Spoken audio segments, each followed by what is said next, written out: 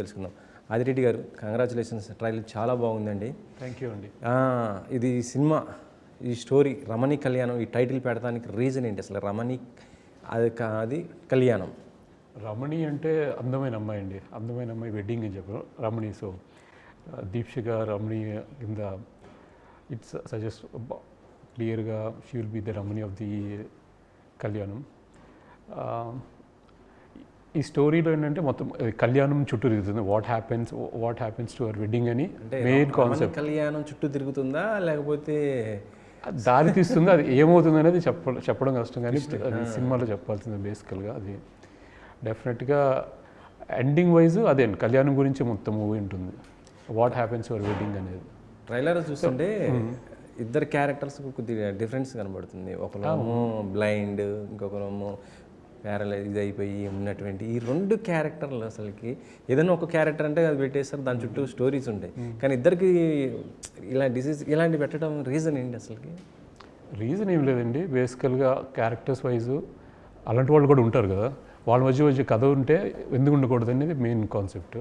So ఒక రాజ్ క్యారెక్టర్లో తనకు ఒక క్యారెక్టర్ ఆర్క్ ఉంటుంది, సంజనకు ఒక క్యారెక్టర్ ఆర్క్ ఉంటుంది.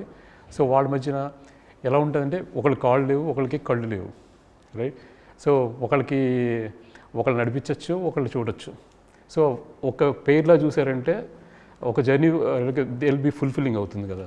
సో అట్లాగా అనుకోవచ్చు మనం. యాక్చువల్లీ ఇలాంటి సినిమా గతంలో మనం సుహాసిని గారితో ఒకటి వచ్చింది, సిరివెన్నెల, బ్లైండ్ తెలుసు.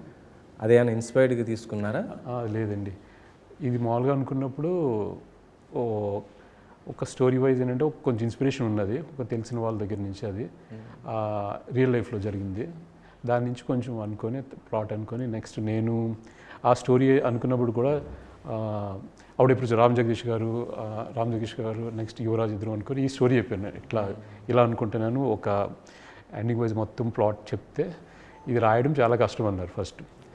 కానీ ఇదే కావాలని కూర్చున్నాం. బేసికల్ అంటే చాలా ఆలోచించుకొని మొత్తం మీద ఇది ఛాలెంజే డెఫినెట్గా కన్విన్స్ చేయాలి. At the same time preaching చెప్పకూడదు, మెసేజెస్ చెప్పకూడదు, మంచి ఇంట్రెస్టింగ్ స్క్రీన్ ప్లే ఉండాలి. At the same time commercial ఫార్మాట్లో కూడా నడవాలి.